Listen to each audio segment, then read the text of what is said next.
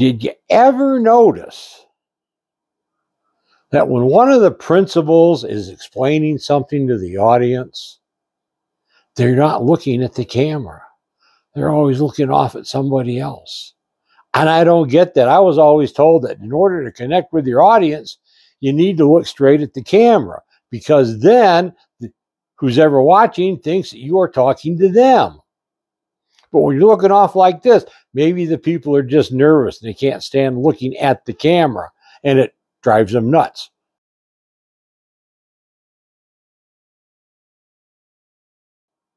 Hey, hi, welcome to the latest video and to my new computerized fancy dancy video and media command center. Well, anyway, we're not going to do that here. But let's get on with the show. It was a little over 6 months ago, it's right at 6 months. Let's call it 6 months. And we're a little over 6,000 miles now since we've had the Colorado.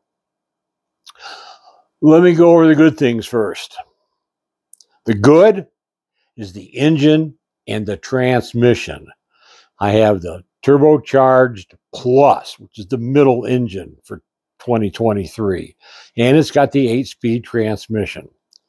They work seamlessly together. The power delivery is so smooth from a standing stop, whether it's at a traffic light, stop sign, or the starting line at the drag strip, wherever, there's no throttle lag. It's off and running. It takes off great. And once you get up to, say 20, 25 miles an hour, I've never experienced turbo lag either. Now, I live in an area where there's a lot of 2-lane highways without too many passing lanes. There's passing zones. So when you want to pass, you want to punch it because you don't want to spend much time out there in hang time in oncoming traffic. So you punch it, get out of the way. The sucker is quick. There is no lag. You punch it, it goes.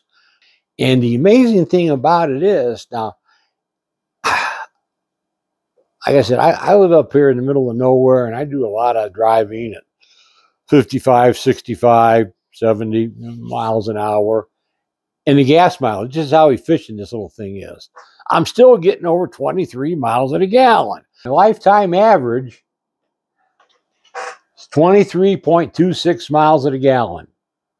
That's pretty good, because I think the EPA is 19. So I can't complain about that at all. I think the best tank I've ever gotten was, it looks like it's 24.86. Nope, there's a 28.13. And it looks like that was going downhill to the valley, and it is downhill. The valley's about 1,000 feet, and I'm up at 6,600 feet, and it's like 140 miles. So there's pretty good steeps. Hey, look, it's Boone the Wonder Dog. Say hi to everybody, Boone the Wonder Dog, you little baby poopy. Yeah, anyway. What I've noticed, though, is about 80, 85 is where the fuel efficiency starts going down. And I which is funny because the speed cutoff is 98. How do I know that? Well, how do you think I know it? Boone, look at you just being such a handsome little baby. Yeah, you little camera hog. So anyway, so that's part of the good news. The halogen headlights, yeah, they're, when you're in the middle of nowhere and it's pitch black, they're actually plenty bright. And it's not necessarily the brightness, it's the beam pattern. And it shows them big furry critters off the side of the road with no problem. One thing about not having LED lights, I haven't had anybody flash their high beams at me thinking, hey, you got your high beams on, pinhead. Well, so it is one of the advantages of having the halogen lights. Seat comfort, great. It's all day comfortable. I get in there and I can drive as long as my bladder will take it. which, you know, Boone's bladder is better than mine, but I don't, so it's good. The seats are good and comfortable, nice and supportive. I've only had one time where I had the dreaded overnight dead battery issue, and that kind of corrected itself, as you can see on another video. And I've never, keep your fingers crossed, knock on wood, had the dead screen issue. So that's all good. As far as the aftermarket accessories go, I only want to mention a couple in this video. The tonneau cover by Tiger. I thought maybe in the direct sunlight, the hot air, the hot sunshine up here, it might stretch, loosen up. I might have to tighten it up. Nope, been hanging in there tight. I've had it in the rain a couple of times, and so far the cargo bed's been dry. When you look at it, you see it flapping at about 90 miles an hour, but it stays in place and it's good. So I'm really impressed. I haven't really fully tested the weight capacity of the bed or the towing capacity.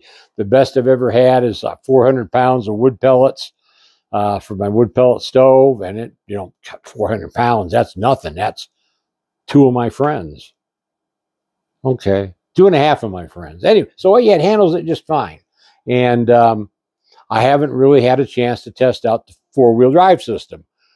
I got it because of the snow. We've had a couple of bad rainstorms, and the way the road surfaces are, you feel a little more secure if you hit 4-wheel drive, because it doesn't have a tendency to, the rear end doesn't have a tendency to slide out on you.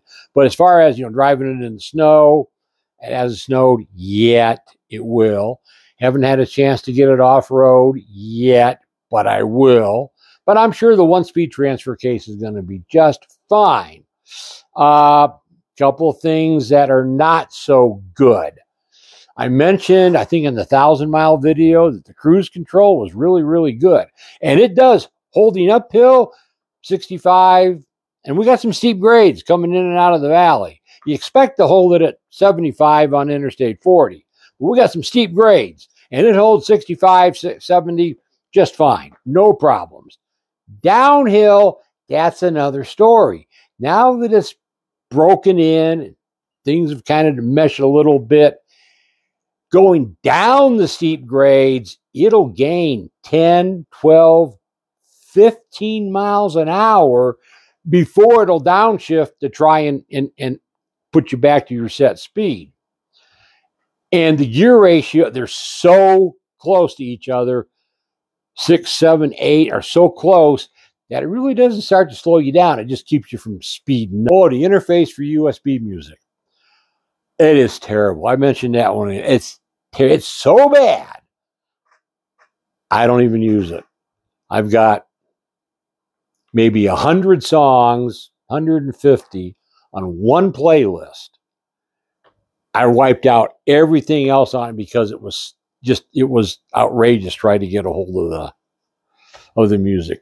Between Amazon Music and Sirius XM and iHeartRadio, it's kind of vanity that I need my music plugged in through the stereo system. So we're all good there. And the kind of a niggling little problem, you don't know when the windshield washer tank is empty or needs filled. You can't see it. There's the neck, but you can't, I guess you just pour it till it comes out. And I guess it needs filled when you push the washer button and nothing happens. I haven't quite figured that out yet. Maybe I'm missing something in the instructions. What I don't miss the power seats. I mean, it's just me. Boone's tried to drive, but he can't see over the steering wheel. See, he can't see over the steering wheel. So it doesn't need to be readjusted. So once I get it set, it's set. You're a good dog, Boone. Yes, you are. And so I don't miss power seats one bit. The blind spot and the backing alarms, I don't miss them either. Again, I grew up without all that fancy crap. You turn, you look in the mirror, you turn your shoulder. You turn your shoulder before you move. I mean, it's that simple. And I got the little old man blind spot mirrors that helped too. Yeah, you little poopy. Yeah, you little poopy. Shedding dog hair everywhere. So anyway, so I don't miss any of the stuff that would be on the more high end. Definitely don't miss the chrome wheels. I like having the plain Jane steel wheels. They're good, easy to clean. Not that I clean them that often. But I don't miss the fancy stuff at all. In closing, there's just a couple of little niggling, and I don't know if it's worth bringing it up when I take it into service, because they're probably going to go, and I don't. The first service, I'm going to take it back to Flagstaff, but after that, I'm probably just going to go down to Payson because it's only an hour away. Anyway, there's a click, click, click, click, and it seems to be totally random. It almost sounds like a stupid turn signal. Everything goes through the audio system now. Well, it does seem to be tied into the lane departure warning system. It doesn't always give you the ding, ding, ding, ding. It goes clunk, clunk. So I may get, I don't know. The other thing is really annoying, and it's the biggest negative thing I got to say about the truck at this point after 6,000 miles. You start it up, just take off, whether it's down your driveway, leaving the parking lot at the store, the doctor's office, wherever it is, anywhere from 30 seconds to 2 minutes after you start driving, you hear this pop, boom, bang, right coming out of the driver's door. It almost sounds like a big rock hit the driver's door or hit the window. And I thought the first couple of times I heard it, I thought it was a rock chip coming up off of the front tires. But why would it only be on the driver's side front tire? And when you're leaving the Walmart parking lot, you go by, there's no rocks. I've checked, there's no rocks in my tread. So I don't know what that noise is. If I find out, I'll let you know. In the meantime, I'm going to have to cut some time off of this. Thanks for your time. See you more in 2024.